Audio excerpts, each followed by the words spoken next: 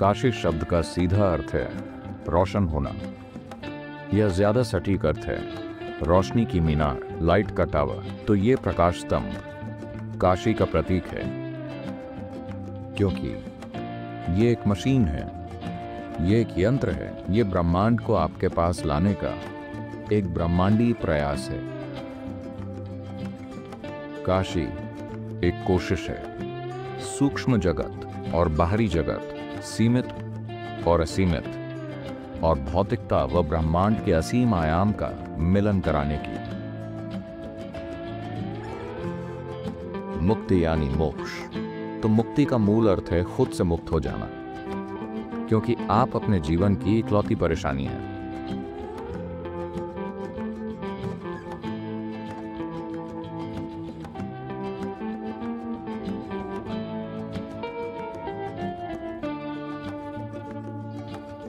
तो काशी में होने का महत्व। काशी शब्द का सीधा अर्थ है रोशन होना, या ज्यादा सटीक अर्थ है रोशनी की मीनार। आपने वो कहानी सुनी है कि कैसे शिव ने कुछ जोड़ तोड़ करने के लिए पार्वती से अपनी बालियां गिराने के लिए कहा था, and she dropped. और उनकी बालियां गिरकर धरती में चली गईं। विष्णु स्त्रियों के चहेते हैं, हाँ, उन्हें सभ्य और शिष्ट होना ही है। शिव तो ऐसे हैं।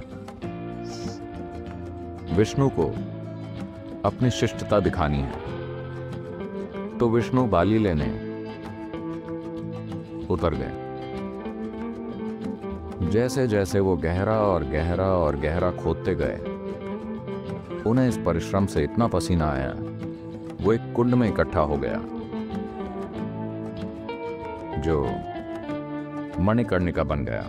मणिकर्णिका असल में एक कुंड था। उसके किनारे लोग अंतिम संस्कार भी करते थे। तो ये कुंड नदी में विलीन हो गया। कहा जाता है कि जब मणिकर्णिका कुंड बना था, तब गंगा नहीं थी। गंगा बाद में आई। जब गंगा आई तो कुंड गंगा में विलीन हो गया। जब उन्होंने ऊपर देखा तो शिव प्रकाश के टावर की तरह लग रहे थे। हमें यह समझना चाहिए कि आपने कभी एक शक्तिशाली टॉर्च आकाश की तरफ मोड़ी है? आपने कम से कम रात में कोशिश की, आपने रोशनी का एक टावर ऊपर जाते देखा? अगर टॉर्च शक्तिशाली है, आपको नहीं पता उसका अंत कहां है।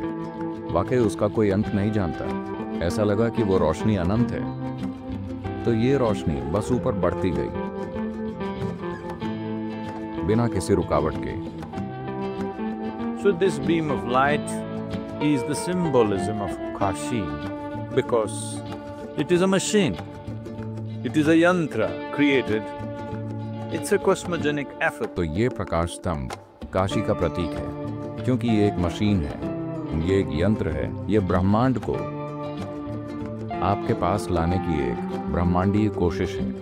क्योंकि ये सौभाग्य है कि इस ब्रह्मांड का हर छोटा कण, एक परमाणु से लेकर अमीबा तक, एक कोशिका वाले जंतु तक, और ब्रह्मांड की बाकी सभी चीजें, और इस पूरे ब्रह्मांड का डिजाइन मूल रूप से एक ही है। काशी एक कोशिश है सूक्ष्म जगत और बाहरी जगत, सीमित और असीमित, और भौतिकता व ब्रह्मांड के असीम आयामों का मिलन कराने की।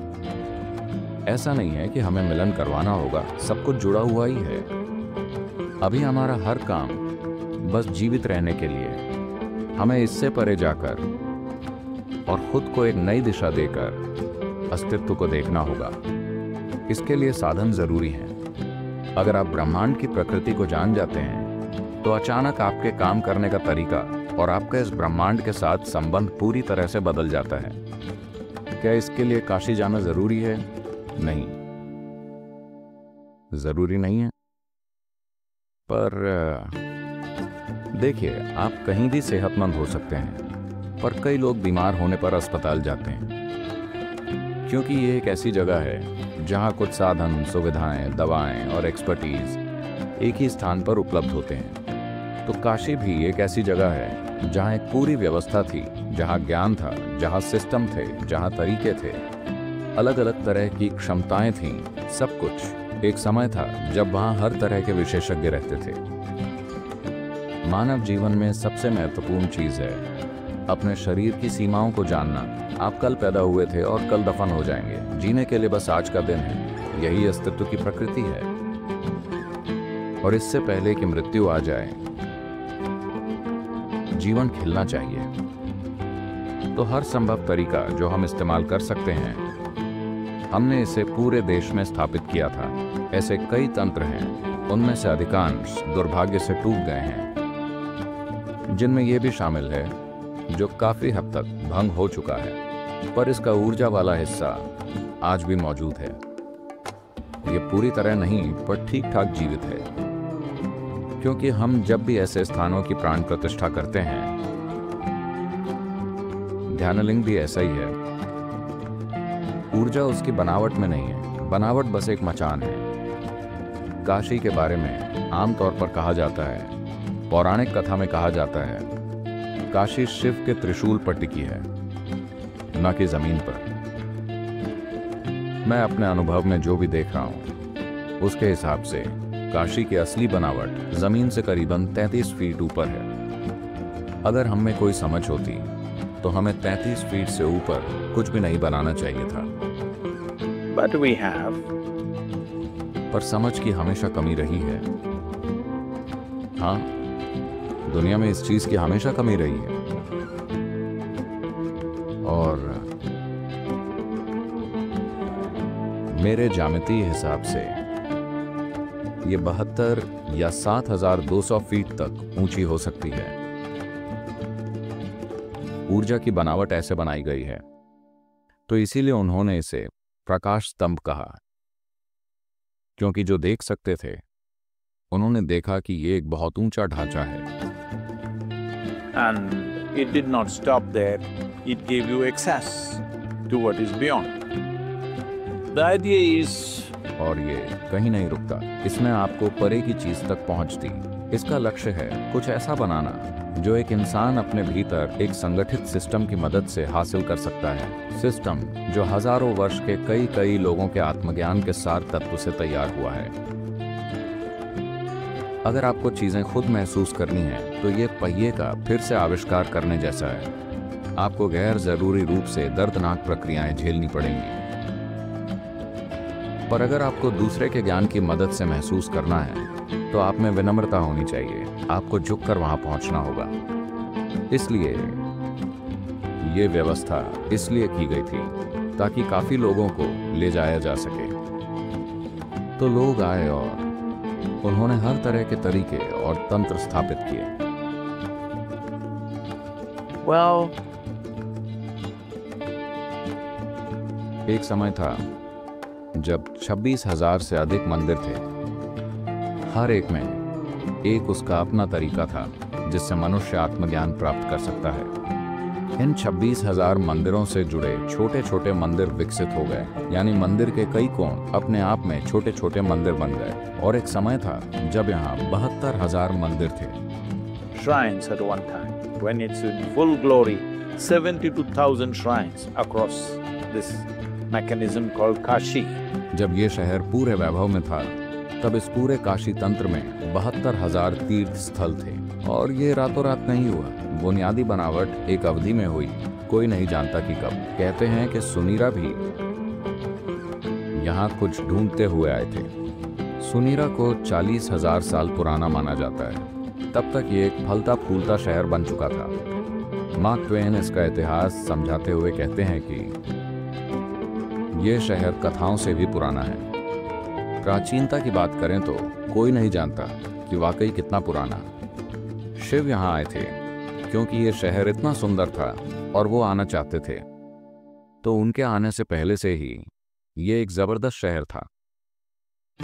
लगभग 2 साल पहले यहाँ वहाँ मंदिरों की 3 परतों की खोज हुई है जो सब लंबे समय से बंद थे। यानी कि ये शहर समय के साथ जमीन में समा चुका है और बार बार एक शहर पर फिर से एक और शहर बसाया गया है। इस शहर की 3 से 5 परतें हैं, क्योंकि समय के साथ पृथ्वी रिसाइकल होती है। इसे लगातार 6-7 सदियों से तबाह किया जा रहा है। उसके बावजूद अगर आप थोड़े संवेदनशील हैं तो ये एक शानदार जगह है। क्या हम इसकी महिमा को पूरी तरह स्थापित कर सकते हैं? मुझे नहीं लगता। एक बात यह है कि यहाँ बहुत अधिक अशांति हुई है। दूसरी बात यह है कि इसे वापस बनाना बड़े बड़े सपने देखने जैसा होगा। ये कई बार तबाह हो चुका है, पर क्योंकि काशी का ऊर्जा शरीर जमीन से 33 फीट ऊपर था, इसलिए यह आज भी जीवित है। कुछ टूट फूट हुई है, काफी नुकसान हुआ है, पर काशी आज भी जबरदस्त है। क्योंकि अगर आप इसे ऐसे देखना चाहते हैं, ये समझाने का एक तरीका है कि ये 72,000 ऊर्जा के कमरों वाला एक घर है, जिसमें 3,000 से ज्यादा ऊर्जा के कमरे जीवित हैं। जीवन के हर आयाम के लिए, मनुष्य के हर गुण के लिए उन्होंने एक लिंग बनाया था। ये मंदिर इस तरह बनाए गए थे, हर पहलू के लिए एक लिंग, कुछ भयंकर, कुछ समाज द्वारा स्वीकार किए जाने वाले, कुछ हर सामाजिक स्वीकृति से परे। हर तरह की चीजें एक साथ मौजूद थीं। किसी को किसी भी चीज में कुछ गलत नहीं दिखा। लोग जो चाहे कर सकते थे, जब तक कि वो मुक्ति की तलाश में थे। अगर वो मुक्ति की तलाश में थे और वो इसे लेकर ईमानदार थे, तो वो जो चाहे कर सकते थे। That is how significant mukti was considered to be. मुक्ति को इतना महत्वपूर्ण माना जाता था। आपको इसी जीवन में मुक्त होना चाहिए। तो मुक्ति पाने की पूरी प्रक्रिया का आधार यही है कि वो एक चीज की सफाई करना चाहते हैं, जिसे वो कर्म कहते हैं। A cloud of memory and imagination. कर्म यानी यादों और कल्पनाओं का एक बादल, जो आपको धोखे से कई झूठी चीजों पर विश्वास दिलाता है जो सच नहीं है। आप देख सकते हैं कि अभी यहाँ आपके पास बस एक ही चीज है, जीवन। बाकी सब आपकी कल्पना है। मुक्ति यानी मोक्ष। तो मुक्ति का मूल अर्थ है खुद से मुक्त हो जाना, क्योंकि आप अपने जीवन की इकलौती परेशानी है।